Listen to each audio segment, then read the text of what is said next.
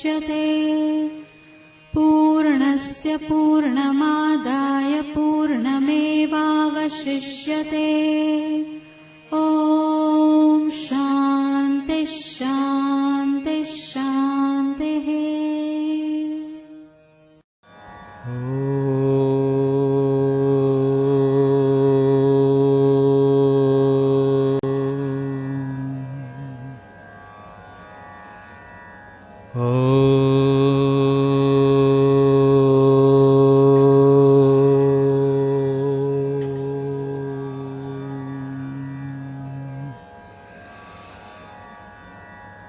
जो ब्रह्माणं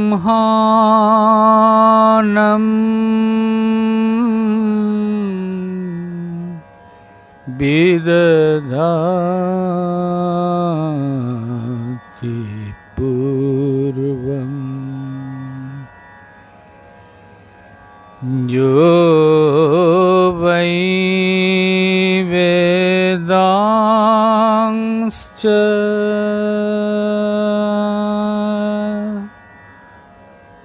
प्रहिनोति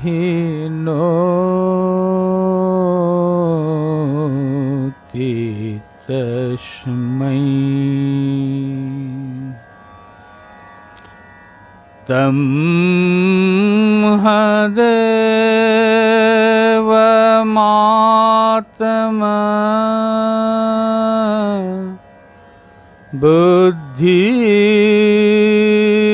प्रकाशम्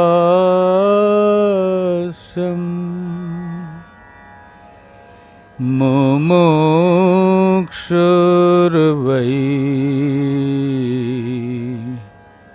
शरणमहं प्रपद्ये। मुमुक्षु शरणमहं प्रपद्ये।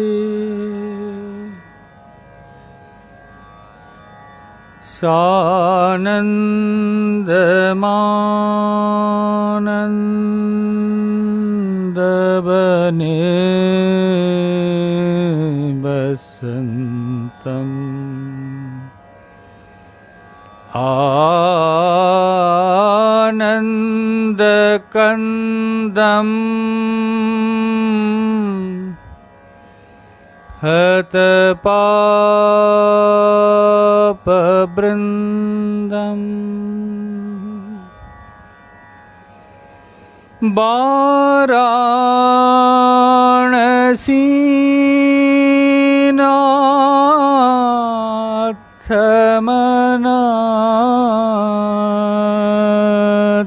वाराणसीनाथनाथनाथम् श्रीविश्वनाथम्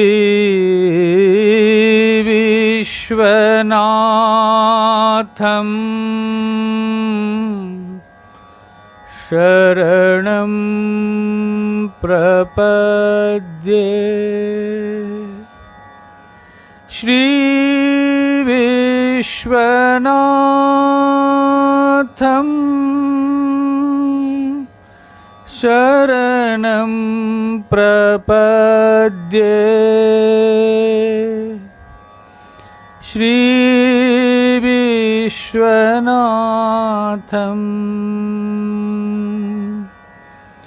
शरणं प्रपद्ये।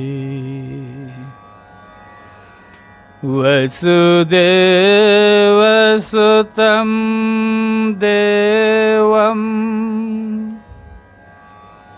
कंसचाणूरमर्दनम् देवकी परमानन्दम्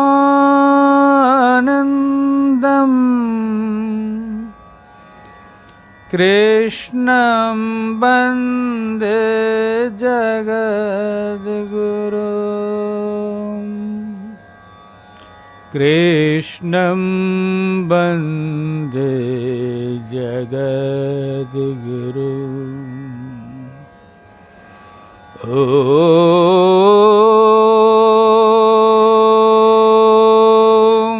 शान्ति शान्ति शान्ति।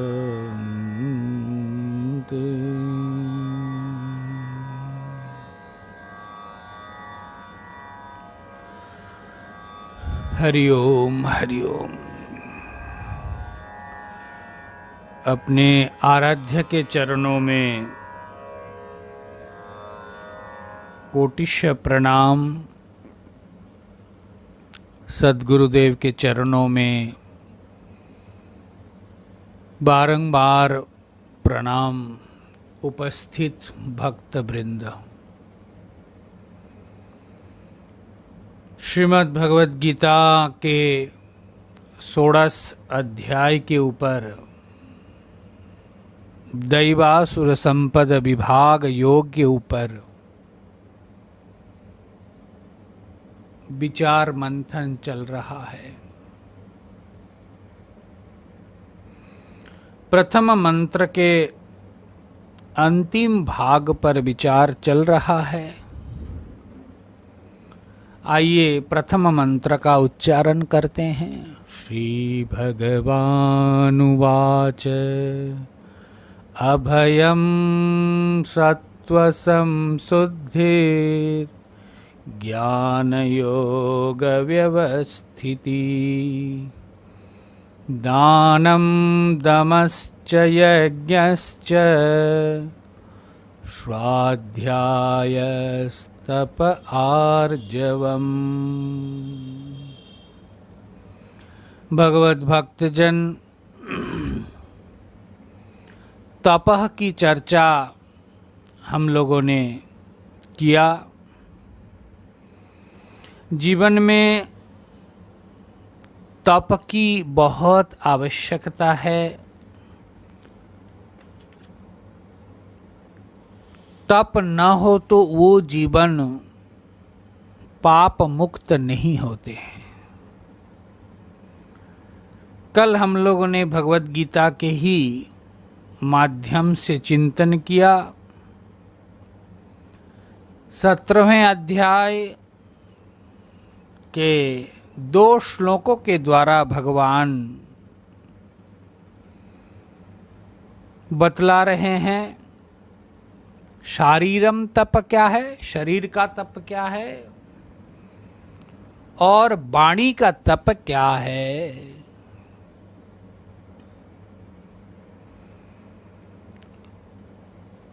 आज हम और एक दृष्टि आपके समक्ष प्रस्तुत करना चाहूँगा कि तप अनुद्वेग वाक्य को नहीं कहना है। शास्त्र में यह भी लिखा है सत्यम हितम मितम ब्रूयात अपि संवादिपेशलम। भगवत भक्तजन, सत्यम हितम मितम ब्रूयात, सत्य बोलो, अर्थात शरीर में ये जो व्याधि है, रोग है, अगर शास्त्रीय वचन को हम पालन करें अक्षरशः तो व्याधि रोग शरीर में प्रवेश नहीं कर सकते। कैसे?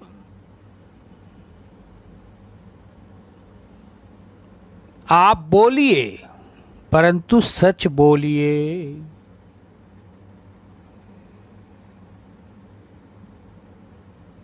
सत्य बोलिए, प्रिय बोलिए। जब भी बोले प्रिय बोले, सत्य बोले।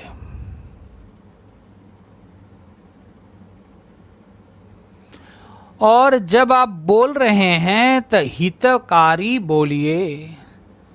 तो 3 बात, सत्य बोलिए, प्रिय बोलिए और हितकर वाणी बोलिए। हितकर हितवाणी बोलिए, इसका मतलब है आपका हित नहीं, आप जिनसे बोल रहे उनके हित का ध्यान रखे। इसीलिए संहिता भाग में लिखते हैं सत्यम हितम प्रियम ब्रूयात। हितकर बोले, जब भी बोले तो उनके हित का ध्यान जरूर रखे, हितकारी बोलिए। दूसरे का हित का ध्यान में रखना जरूरी है। अधिकतर समय हम अपना ही हित का चिंतन करते हैं, द्वित स्वार्थ हो गया। दूसरे का हित ज्यादा ध्यान रखना चाहिए।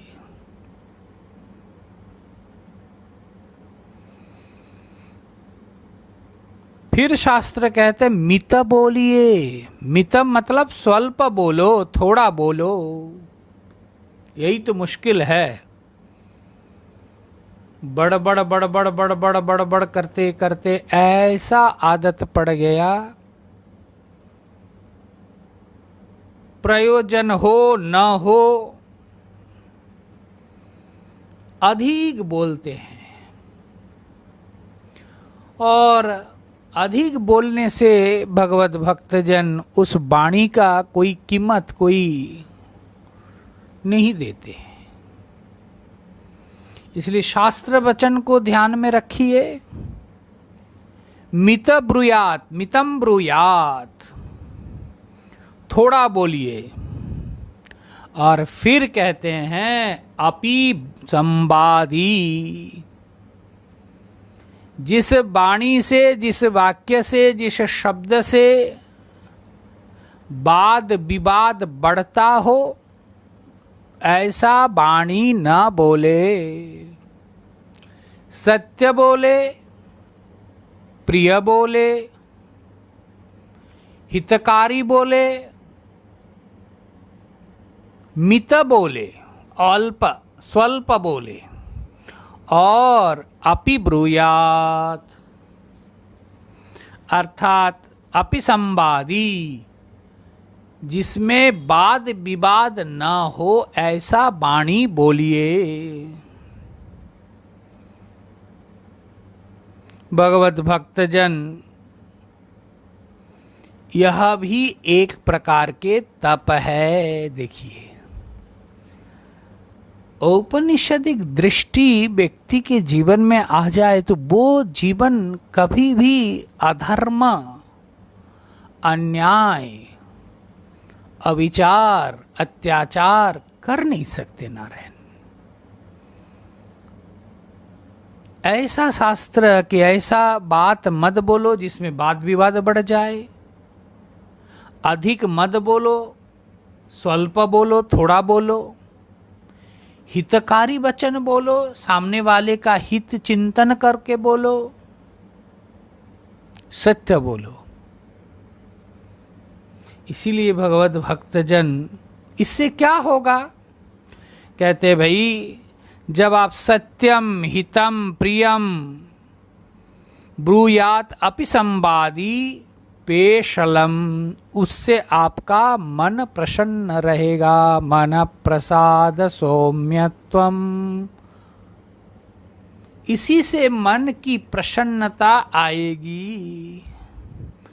ये शब्दों को जरा ध्यान रखिएगा, सुनने मात्र से नहीं, जब आप दैनंदिन जीवन में इसको प्रैक्टिस करेंगे तभी आपको पता लगेगा। प्रयोजन से अतिरिक्त न बोले, मित परिमित सीमित बोले, जिनसे बोल रहे उनके हित का ध्यान रखे, प्रिय प्रिय बोले, सत्य अभिभाषण करे। यही है तपस्या। ये जो वाङ्मय तप का उच्चारण हम लोगों ने गीता जी के माध्यम से देखा, अनुद्वेगकरं वाक्यं सत्यं प्रियहितं च यत् स्वाध्यायाभ्यासनं चैव वाङ्मयं तप उच्यते। ये वाङ्मय तप, ये तप के लिए संहिता भाग में इस प्रकार से वर्णन मिलता है। इसीलिए इस पर जरूर ध्यान दे। धर्म रहस्य का यही है, देखो, यदा न कुरुते भाव सर्वभूतेषु पापकम कर्मणा मनसा वाचा स धर्म इति उच्यते। धर्म का डेफिनेशन क्या है? ये विष्णु पुराण में एक प्रसंग आता है। याज्ञवल्क जी बोलते हैं, भाई धर्म को कौन जानता है? धर्म को कौन जानता है? जो मन से, वाणी से, कर्म से प्राणियों के प्रति यह पापी है ऐसा भाव नहीं रखते हैं,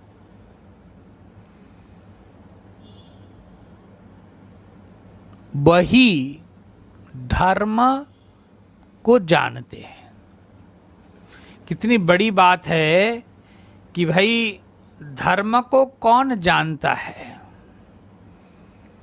मन से, वाणी से, कर्म से प्राणी के प्रति, कोई भी प्राणी के प्रति, किसी भी प्राणी के प्रति यह पापी है ऐसा भाव न रखते हैं जो मन, वाणी और कर्म से। इसलिए भगवत भक्तजन पाप और पुण्य अपने अपने कर्म अनुसार, संस्कार के अनुसार ले आते हैं। हम किसी को पापी बता कर के हम अपने कर्म को न बिगाड़े। इसलिए यह भी ध्यान रखना चाहिए कि धर्म का, धर्ममय जीवन, धार्मिक जीवन बिताना चाहते हैं, धार्मिक जीवन जीना चाहते हैं, तो किसी के प्रति अपने मन से, वाणी से और कर्म के द्वारा ऐसा भाव चिंतन न हो कि यह पापी है। कितना पवित्र, कितना उच्च भाव है। छांदोग्य उपनिषद में प्रथम श्लोक में, भगवत गीता के प्रथम श्लोक में तपह का विचार चल रहा है। आप मूल से दूर नहीं हटना। छांदोग्य उपनिषद में एक प्रसंग आता है, ये जो शारीरिक भोग है, कष्ट पाते हैं, इस भोग को भी तप बुद्धि से चिंतन करो। भोग को तप बना लो। दुनिया के किसी भी धर्म में इस प्रकार के कॉन्सेप्ट नहीं मिलता है नारायण। भोग को धर्म रूप से स्वीकार कर लो, धर्म तप बना लो, तप बना दो, ये बहुत बड़ी बात है।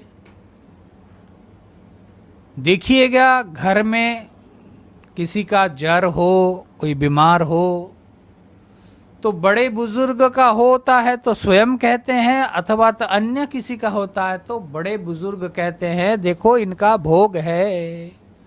भोग है मतलब किसी न किसी प्रकार से कोई ताप रहा होगा, पाप रहा होगा, और जिसका फलस्वरूप भोग के रूप में ये ज्वर, यह बीमारी आया है। इसलिए भगवत भक्तजन, यह जो भोग है, इस भोग को भी तपः बुद्धि से ग्रहण करो। बहुत सुंदर एक विचार। एक संत जी किसी के घर में गए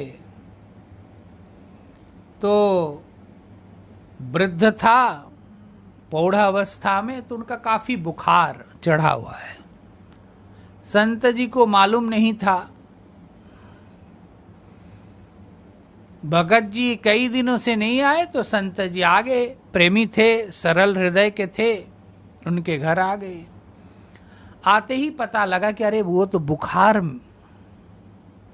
तो उनके कमरे में गए, पास में बैठा और कहने लगा। तब तक वो सज्जन भी प्रणाम उणाम किया। कहते भाई, बोलते स्वामी जी सर उठा नहीं पा रहा हूं, बहुत भारी हो गया, बुखार तेज है। कहते अरे हमारे संत लोग जेठ के महीने में पंच तपा करते हैं,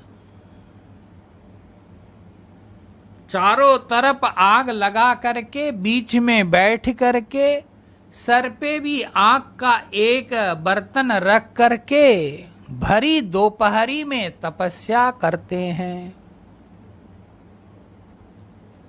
तो तुम इस रूप से चिंतन करो भगत जी कि भगवान तुमसे तप करवा ले रहे हैं। ये जो बुखार है, सर भारी है, तो ये तुम्हारा प्रारब्ध कर्म का भोग है और इस भोग को तप बुद्धि से लो। देखिए ये बुखार की बात कह रहे हैं, परंतु ध्यान रखिएगा वृद्ध अवस्था आते आते कई बीमारियों से हमारा शरीर जर्जरित हो जाते हैं। अगर वो भोग के समय बीमारियों को आप इस रूप से चिंतन कर सकते हैं कि यह वृद्धावस्था की, अब तो पूजा अर्चना जब ध्यान बैठ कर के अधिक देर तक बैठ नहीं सकते हैं, तो ये जो शारीरिक रोग है, बीमारी है, इसी को तप रूप से लो। और वो तप रूप से लेने से सहन करने की एक क्षमता आपके अंदर पनपेगा महाराज। हाय हाय करके, चिल्ला करके, कह करके आप उस रोग को दूर नहीं कर सकते हैं। अगर औपनिषदिक दृष्टि जीवन में आप लाते हैं तो अंदर से, आपके अंदर से एक शांति।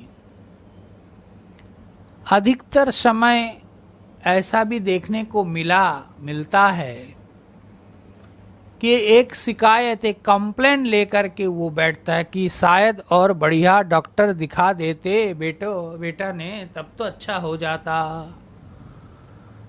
परंतु अगर डॉक्टर दिखा भी दे, कोई निमित्त चाहिए, अब जाना है आपको, भोग है तो भोग से ही वो जाएगा। तो इसीलिए नारायण उस समय कल्पनाओं में नहीं, कंप्लेन में नहीं, तपो बुद्धि से इस व्याधि को सहन करो। उससे भगवान के साथ भी आप जुड़ेंगे और परिवार के प्रति भी कोई दुर्भावना नहीं होगी। इसीलिए छांदोग्य उपनिषद में ऐसा कहते हैं, एतद वै परमं तपः, यही परम तप है। इसीलिए भगवत भक्तजन जब तक इस प्रकार के चिंतन आप अपने जीवन में नहीं लाएंगे, तब तक तप क्या होगा नारायण। एतद वै परमं तपम। तैत्तिरीय उपनिषद में एक प्रसंग आता है, तपसा ब्रह्म विजिज्ञातुम, तपसा ब्रह्म विजिज्ञातुम।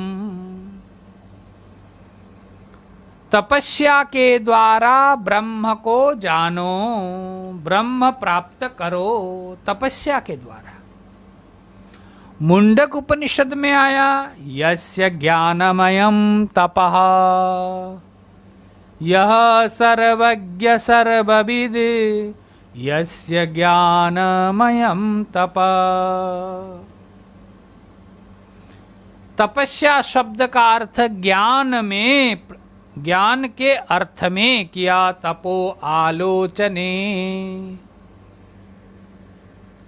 इसीलिए किसी भी अवस्था में आप है, अगर उस अवस्थाओं से आप खिन्न हैं, जर्जरित है, तो उसको अगर तपो बुद्धि से आप लेते हैं तो समझना चाहिए आपके अंदर सात्विक गुण का अभिवृद्धि हुआ। और ये तप जो है आप दैवीय वृत्ति में आ गए, दैव संपत्ति के अधिकारी हो गए। परंतु आजकल हमारे पास वो तप शक्ति है कहाँ। एक तो शारीरिक व्याधि में हम उस तप बुद्धि कर नहीं सकते, और तपस्या के दिन भी उपस्थित हो तो उसको कैसे, किस तरकीब से पालन करे, उसी पर चिंतन ज्यादा करते हैं। एकादशी के दिन देखो, ध्यान देख रखना, दशमी के दिन रात को ज्यादा खा लेते हैं। क्यों? क्योंकि एकादशी के दिन नहीं खाना है। और फिर एकादशी के दिन क्या क्या बनेगा उसका प्लानिंग चलता है। घी का बनेगा महाराज, बढ़िया चीज, हलवा बनेगा, आलू के हलवा बनेगा, मिठाइयाँ बनेगी, फलाहारी सब कुछ बनेगा, और वो दूसरे दिन से और अधिक बनेगा और रिच बनेगा। फिर भी हम एकादशी कर रहे हैं, है ना। और एकादशी के पारायण द्वादशी के दिन तो कितना कितना कुछ बना करके कैसे जल्दी जल्दी खाया जाए, इसी कोशिश में रहते हैं सुबह से। ये थोड़ी तपस्या है।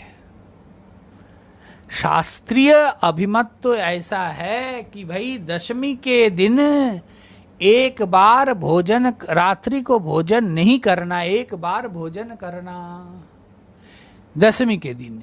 एकादशी के दिन जल तक नहीं पान करना दिन रात। द्वादशी के दिन एक टाइम भोजन लेना और मन को परमात्मा के चरणों में लगाए रखना। तो दशमी के दिन एक बार, द्वादशी के दिन भी एक बार, और एकादशी के दिन निरंबु उपवास की विधि है। तो इसीलिए महाराज एक दिन तो तपस्या करो। जीवन को, जीवन के पापों को, जीवन के तापों को अगर दूर करना है तो तप के द्वारा ही आप कर सकते हैं। उस दिन किसी महात्मा सुना रहे थे, काशी जी में एक भोलागिरी आश्रम है पांडे हवेली में। वहाँ कोई बुजुर्ग संत बड़े बीमार थे, तो उनको कहीं से पता लगा अथवा कैसे हो, उन्होंने सुना कि काशी में ही शरीर त्याग दे। जब इतने बीमार है, कई दिनों से दवा पथ्य चल रहे, कई सालों से ठीक नहीं हुआ, अब शरीर छोड़ना है। और महाराज सब कुछ छोड़ दिया, अन्न जल सब कुछ। 25 दिन हो गए, सब संत लोग दर्शन करने जाते थे। एकदम बिस्तरा से लिपटा हुआ था, पतले दुबले हो गए, कमजोर, 25 दिन से बिना खाए बिना पिए। अब वो संत जी 25-26 दिन के बाद स्वस्थ हो गए। अब भी मौजूद है, अब पहले से ज्यादा तंदुरुस्त हो गए। तो ये जो 25 दिन बिना खाए बिना पिए पड़े रहे, उससे शरीर के सब रोग जो है विलुप्त हो गया, अब बिल्कुल स्वस्थ है। पहले कितना कितना रोग था, सब रोग गए महाराज। इसीलिए तपस्या, तपो बुद्धि जिनके अंदर है, यह एक सात्विक दैवीय प्रवृत्ति है। इसीलिए भगवान कहते हैं स्वाध्याय तप आर्जवम, तपस्या इस प्रकार से करो। आर्जवम शब्द का अर्थ है ऋजुता, सरलता।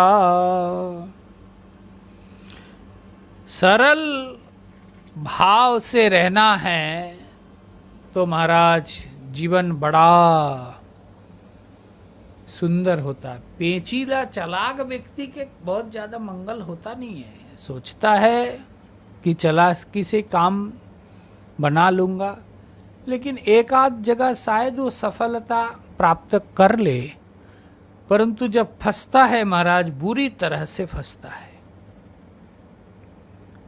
जो सरल है, सीधा है, उनका जीवन बड़ा सीधा ही होता है। सरल स्वभाव, सीधे स्वभाव, ऋजुता के कारण ब्रह्म ज्ञान प्राप्त कर सकते हैं। वक्रता तो महाराज मृत्यु है। महाभारत में एक श्लोक मिलता है, देखिए, सर्वजिह्वं मृत्युपदम आर्जवं ब्रह्मणा पदम एतावान् ज्ञान विषया प्रलापः किं करिष्यति। सर्वं जिह्वं मृत्युपदम। जिह्वम मतलब टेढ़ापन, बांकापन। जितना बांकापन है, टेढ़ापन है, वह मृत्यु के स्थान देता है, मृत्यु को स्थान देता है कि हे मौत तुम आओ। जितने टेढ़ापन है, जितने बांकापन है, वो मृत्यु को स्थान देता है, ध्यान रखना। हे मौत तुम आओ।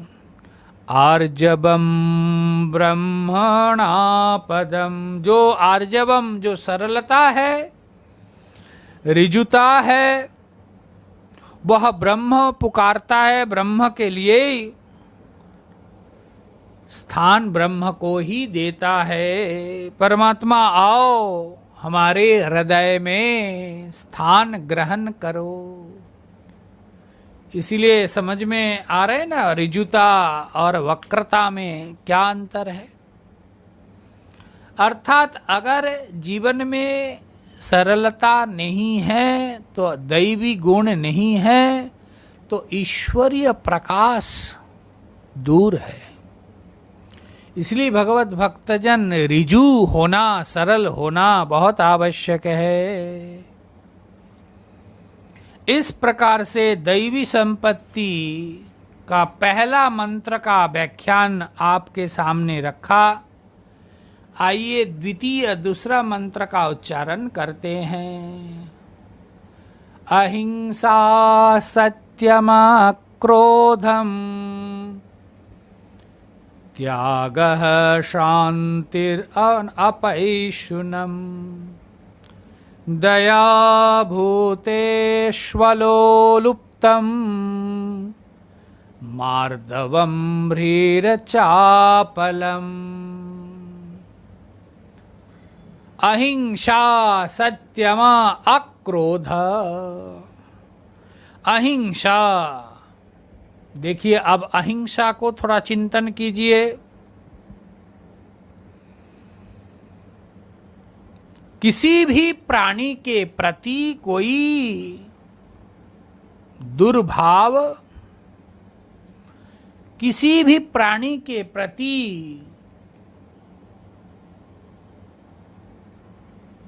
दुख नहीं पहुंचाओ। देखिए क्या भाव आपके अंदर होना चाहिए। अहिंसा शब्द का अर्थ है आप अपने मन से दूसरे के प्रति दुख देने का भाव विसर्जित कर दो। हमारे मन से अन्य के प्रति दुख देने का जो भाव है ना, वो जब विसर्जित हो जाता है वही है अहिंसा। अहिंसा। इसीलिए अद्रोहो सर्वभूतेषु कर्मणा मनसा गिरा। देखिए श्रुति माता क्या कह रही है, अद्रोह सर्वभूतेषु, किसी भूत से द्रोह न करो, अद्रोह कर्मणा मनसा गिरा, चाहे वो कर्म के द्वारा हो चाहे वो मन के द्वारा हो, अद्रोह रखो। अनुग्रहश्च दानं च शीलमेतत् उच्यते। इसीलिए महाराज अद्रोह सर्वभूतेषु, किसी भी प्राणी से चाहे कर्म के द्वारा हो चाहे वो मन के द्वारा हो चाहे वो वाणी के द्वारा हो, अद्रोह न करो।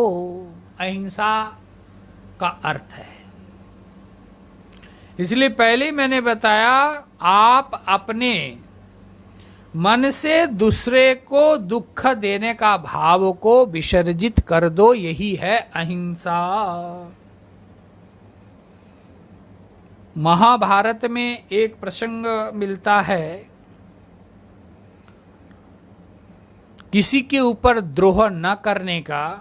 ऋग्वेद का एक ऋषि थे मांडव्य। मांडव्य ऋषि जब बच्चे थे, बचपन में वो लाल लाल चींटियों को देखते थे, उठा करके सुई के द्वारा, सुई के नोक से उसको गूंथ देते थे। जैसे माला में एक एक फूल गूंथते हैं, उसी प्रकार चींटियों को गूंथ गूंथ करके वो माला बना लेते थे। जमराज को जब पता लगा, देखा तो उनको एकदम अच्छा नहीं लगा। बोले ये क्या है?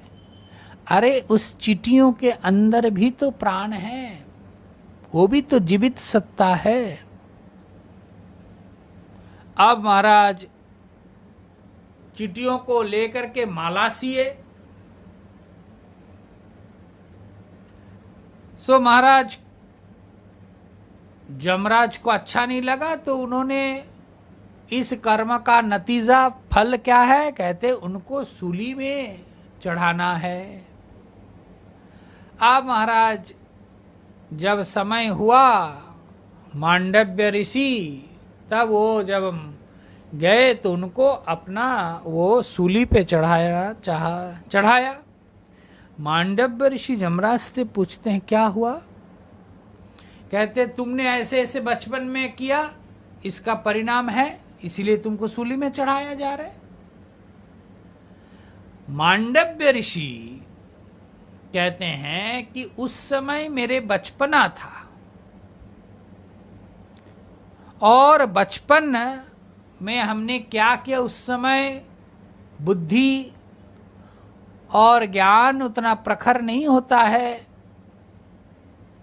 उस समय मैंने जो किया उसका नतीजा, उसका परिणाम तुमने ऐसा दिया।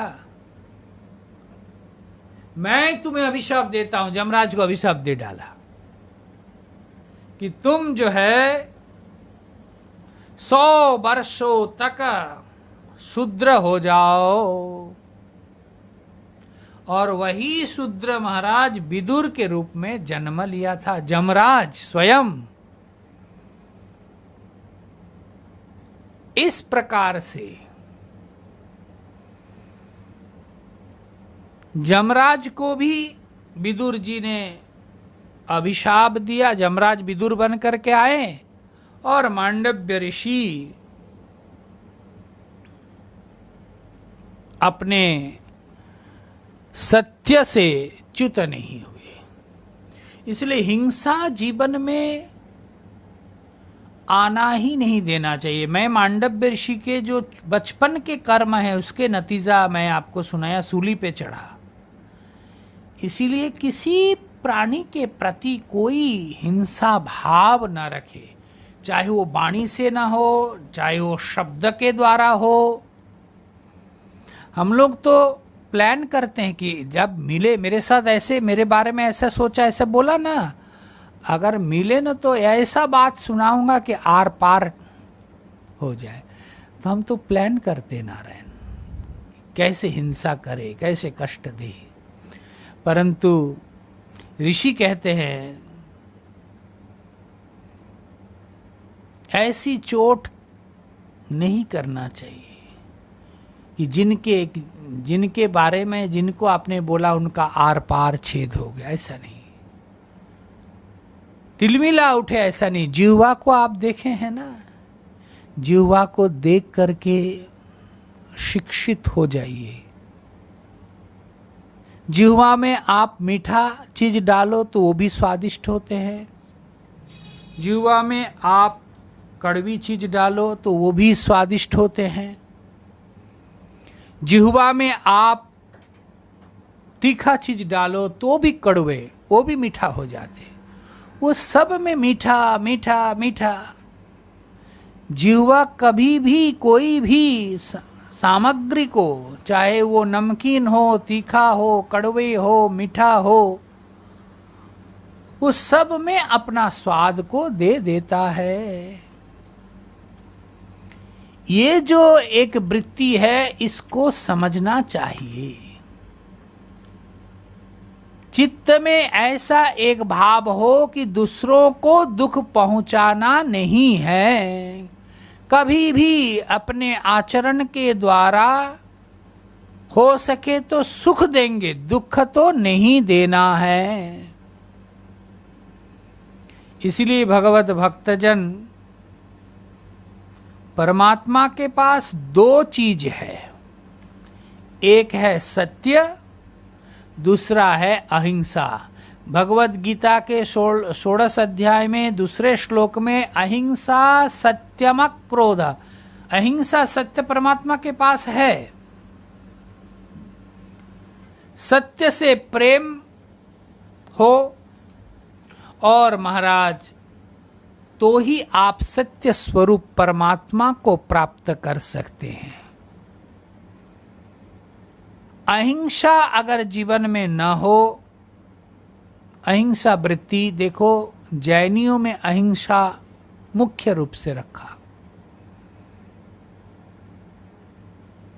तो ये अहिंसा अगर जीवन में न हो, प्रतिष्ठित न हो, तो भाई परमार्थ को, परम प्रिय को, परमात्मा को आप प्राप्त नहीं कर सकते।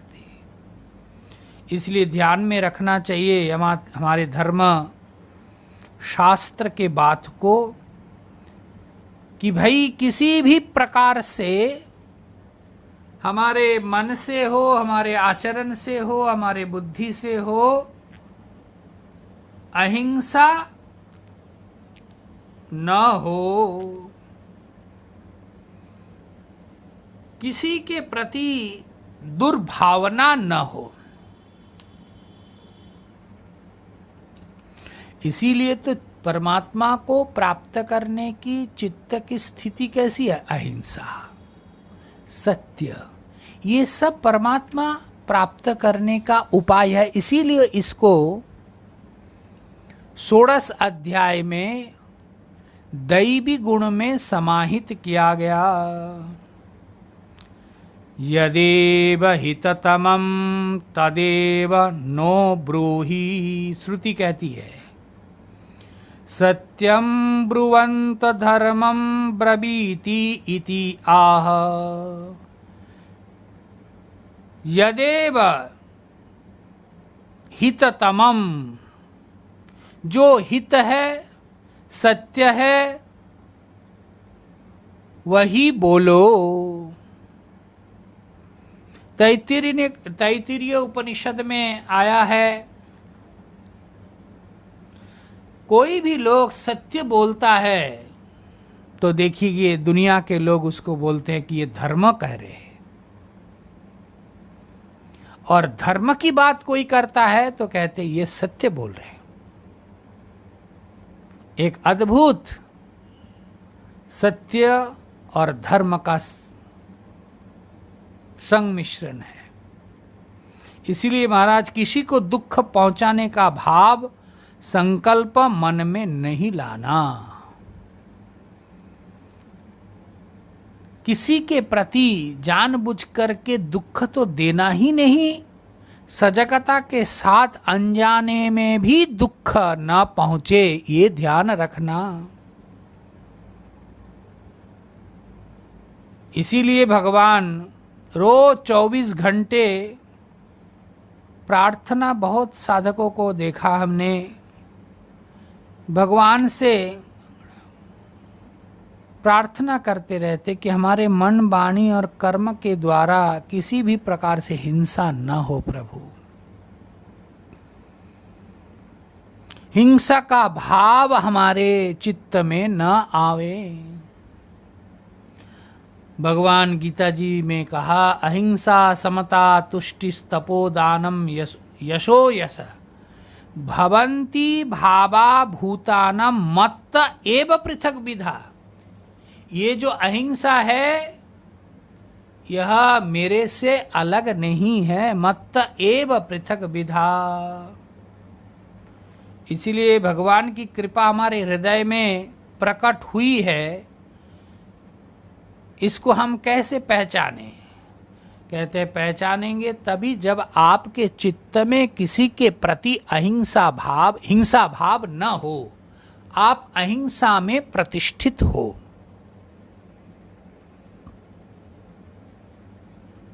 इसीलिए भगवत भक्तजन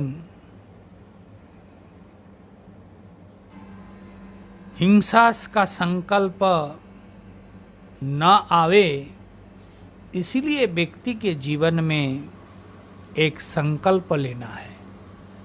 कोई दूसरा करता है मेरे से तो वो उनका कर्म है, और मेरे से जो घटित हुआ वो मेरा कर्म फल भोग है। मैं विचार करके चिंतन करके दूसरा गहन कर्म ना कर बैठूं, ध्यान रखना चाहिए। देखो एक कथा बोल करके समाप्त करता हूं। एक राजा थे, वे अपनी राजधानी से रोज शाम को निकल करके बाजार जाते थे। तो एक दुकान के सामने जाकर के रोज उनका ये था, खड़े होते थे तो बड़ा ही अजब की भाव उनके, गजब की भाव। क्या कहते, दुकानदार को देख करके वो मन ही देखते ही, रोज एक ही व्यक्ति को देखते ही लगता था कि इनको सूली में चढ़ा दूं। अरे बड़ा विचित्र। राजा अपने को बड़ा स्टडी किया कि अन्य अनेक दुकान है, किसी दुकानदार को देख करके ऐसा मन में विचार ही नहीं आता, तो इस दुकानदार को देख करके ऐसा विचार क्यों आता है? मंत्रिमंडल को बुलाया, बैठाया, अपनी बात को रखा और राजा ने विचार किया, सबके साथ परामर्श किए कि उस दुकानदार को बुला करके पूछता हूं कि मेरे मन में ऐसा भाव, उसका क्या विचार है। तो दरबार में उस दुकानदार को भी बुलाया गया।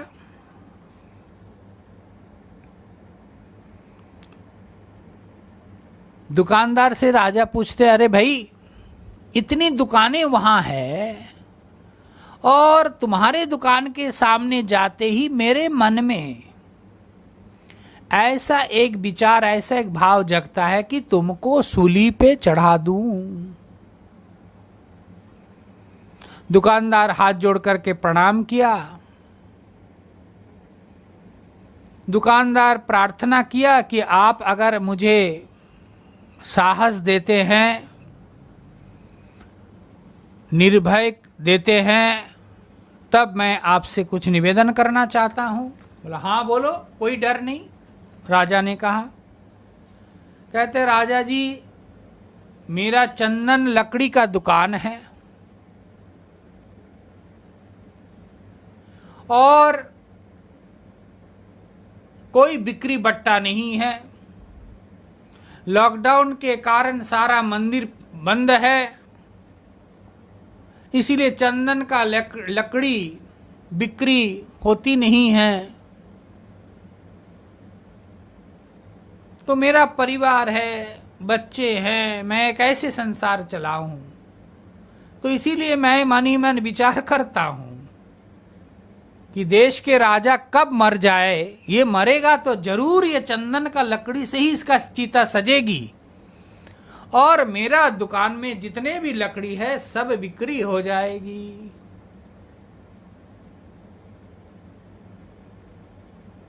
आप बताइए, ऐसा सुन करके राजा क्या सोचता होगा? राजा